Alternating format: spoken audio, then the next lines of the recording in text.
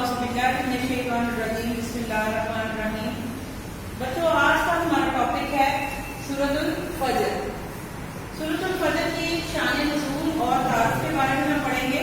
ये सूरत नबी करीम सल्लल्लाहु अलैहि वसल्लम पर मक्की जिंदगी के दरमियानी दौर में नाज़िल हुई। ये वो दौर था जब मुशरिकीन मक्का मुसलमानों पर शदीद जुल्म और सितम कर रहे थे।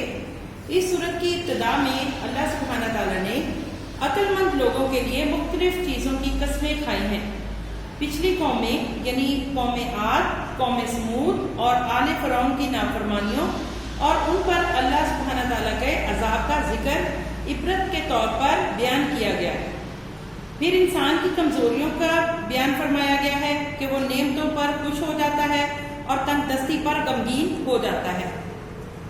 फिर अल्लाह सुब्हानहू तआला ने इंसान की चंद कोताहियों यानी यतीमों की इज्जत ना करना, मुहताजों को खाना ना खिलाना, विरासत का माल हड़प कर जाना और माल से बहुत मोहब्बत करने का बयान फरमाया।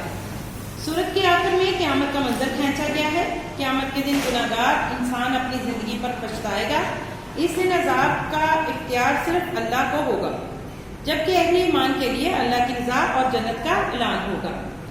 अब हम बच्चों इसके तदरीसी मकासद पर अगर गौर करें तो बच्चों इसमें हमें पता चल रहा है, हम इसके बारे में जान पाएंगे कि इस सूरत के इख्तिताम पर 10 रातों से क्या मुराद है, ताक और जुफ्त रातों से क्या मुराद है। तो बच्चों अगर आप देखें तो 10 रातों से क्या मुराद है, तो 10 रातों से मुतल्लिक इस मुफस्सिरीन की राय में मुहर्रम की इब्तिदाई 10 रातें, रमज़ान की आखिरी अशरे की 10 रातें, ज़िलहज की इब्तिदाई 10 रातें, इनके मुतल्लिक इसमें जिक्र आएगा।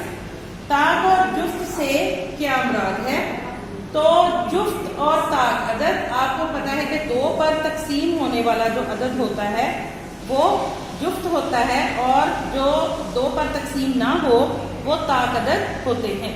तो इस सूरत में आप इनके बारे में भी पढ़ेंगे। इसके अलावा फ़िरौन को बड़ी बड़ी कीलों यानी मेखों वाला क्यों कहा गया है उसके बारे में पढ़ेंगे।